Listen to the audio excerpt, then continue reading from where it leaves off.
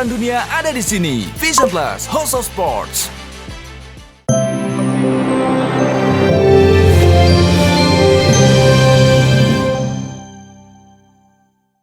Jarang bertemu dan berkomunikasi gitu. Tapi saya luluh mendengar tangisannya dan saya angkat abang dan saya peluk ya.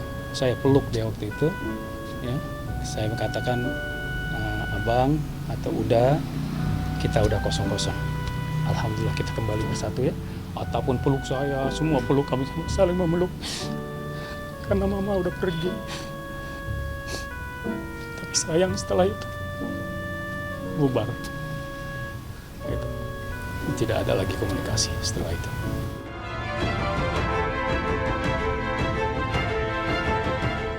Keluarga besar Atta Halilintar terus menjadi sorotan, terutama soal ketidakakurannya dengan keluarga sang kakek dari pihak ayah Halilintar Anovial Asmit. Dan yang mengejutkan adalah hingga saat ini Atta belum juga bersilaturahim dengan sang kakek dan juga paman-pamannya yang ada di Jakarta. Apa yang membuat Atta sulit melangkahkan kakinya kepada sang kakek? Belum ada, jadi kita tidak bisa menghubungi Atta, begitu juga Atta mungkin sibuk belum menghubungi kami, termasuk belum bertemu dengan atuk atau papa kami gitu. Dulu soalnya hobinya traveling, jadi makanya anak-anaknya juga pada sering lahir di beda-beda negara karena emang dari dulu tuh suka nomaden gitu dari saya dulu masih kecil gitu. Makanya dulu saya kan sempat sekolah aja di walaupun keadaan mau senang mau susah tetap aja kadang kerja di Malaysia, kadang di mana, kadang di negara orang yang lain. Bukan Bang Halilintar, siapa saja yang belum bertemu orang tuanya, hubungilah. Jadikanlah dia sumber kebahagiaan kita. Jangan sampai kita lupa kepada mereka ketika mereka udah uzur. Bukankah mereka menjadi uzur itu menjadi lemah, menjadi kurang pendengaran, menjadi kurang penglihatan, menjadi kurang kuat. Seperti mana kita bayi dulu. Sampai balita kita lemah, kita kurang, kita disuapin. Nah Allah memberikan kita medan untuk mendapat pahala. Ya, medan untuk kita berbakti itu menjadikan pahala besar, menebus segala kesalahan kita masa lampau. Atta yang disebut-sebut mampu menyatukan keluarga Aurel Hermansyah, yakni anak Ashanti dan keluarga Raul Lemos Krisdayanti, namun seolah tak bisa merekatkan hubungannya dengan keluarga dari sang ayah. Bahkan untuk menjenguk Aminah saat akikahan saja, sebagian keluarga dari Anovial Asmit tak mendapat izin untuk masuk. Lantas benarkah ucapan sang paman yang beberapa tahun lalu yang tersinggung dengan perkataan Atta soal keluarga tak berada membuat Atta menutup akses komunikasi? Saya juga nggak tahu, mungkin karena saya tegur Atta ketika Atta bikin statement di podcastnya Helmi Yahya waktu itu. Kan saya menegur ketika Atta mengatakan ayah saya atau terkesan merendahkan ayah saya, membandingkannya dengan kakeknya dari pihak ibunya. Barangkali dia marah, tapi bagi saya kita tidak punya jalur apapun untuk berkomunikasi sebagai anak yang menjaga marwah ayah kandung ya papa saya. Saya punya tanggung jawab moral untuk menegur ponakan saya yang mengatakan atuknya sendiri gitu. Jadi pasti papa ya, atau atuk ya Atta kangen sekali, rindu sekali, ingin supaya khususnya Abang Halilintar menghubungi, ya, berkomunikasi. Dan saya sebagai adik hanya bisa menghimbau, ya kan, dan berharap serta berdoa kepada Allah akan kebaikan, akan keselamatan keluarga, dan silaturahim itu jangan sampai terputus, karena silaturahim adalah segala-galanya yang penting ya untuk kebaikan kita sendiri gitu. Atta memang disanjung lantaran mampu menyatukan dua keluarga sang istri yang sempat bersih tegang. Namun sayangnya ia malah tak mampu mengikat tembali silaturahim dengan keluarganya sendiri. Saat perayaan Hari Raya Idul Fitri kemarin, Asmit yang merupakan ayah dari Anovial kabarnya sangat berharap kehadiran putra pertamanya itu beserta para cucu-cucunya. Namun sayangnya, Gen Halilintar itu lebih memilih beribadah ke Tanah Suci Mekah untuk menjalankan umroh. Jujur saya tidak tahu alasan kenapa tidak pulang. Ya, sebagian besar menganggap aneh ya tidak pulang-pulang karena pandemi sudah selesai juga. Itu. Nah kami juga tidak tahu. Dan keluarga kami kan bukan hanya keluarga inti dari papa kan, ada sepupu, ada saudara, segala macam juga bertanya tentang itu. Dan kami juga tidak bisa menjawab ada apa. Tapi yang paling kita harapkan sebenarnya adalah apa? Adalah kebahagiaan dan ketenangan hati atau keselamatan untuk papa. Keselamatan dan ketenangan hati itu maksud saya agar bertemu dengan anaknya. Sesibuk apapun kita di bulan Syawal ini kepada orang tua kita, kepada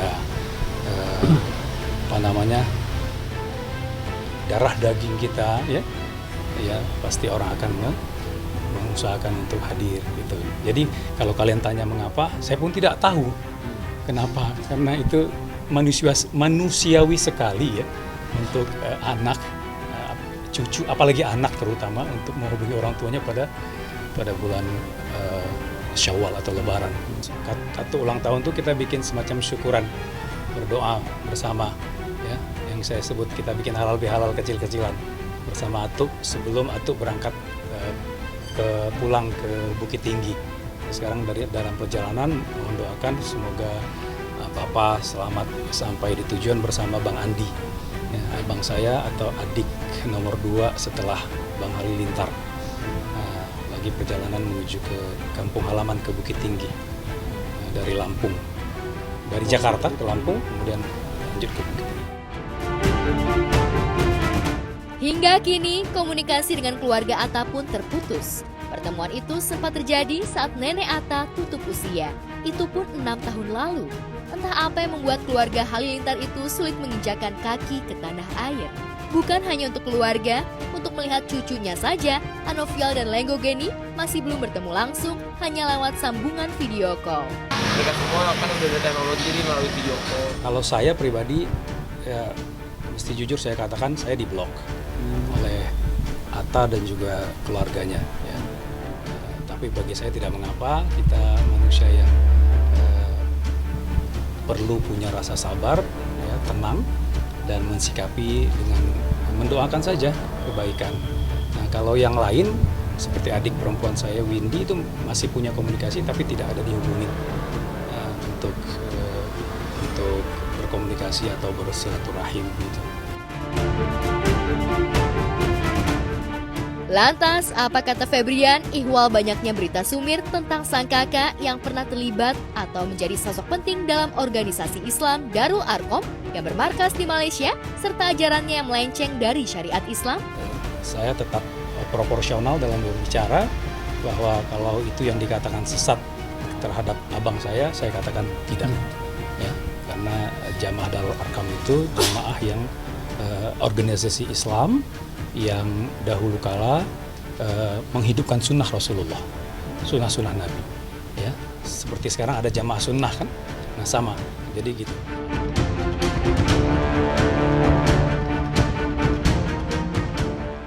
Aku nggak pernah tahu itu ada tersandung kayak gitu, nggak pernah tahu dan nggak pernah.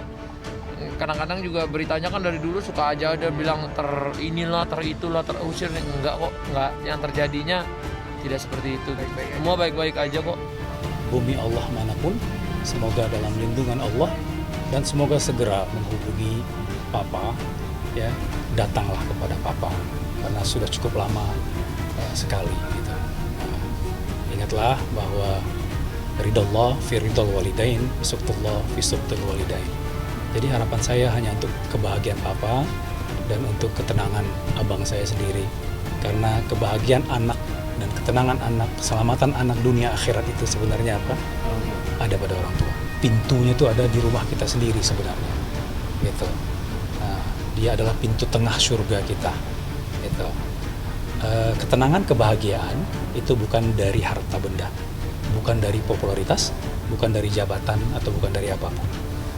Tapi ketenangan yang Allah berikan kepada siapa? Pada orang yang dekat dengan Allah dan dekat dengan orang tuanya. Gitu. Karena Allah yang memerintahkan.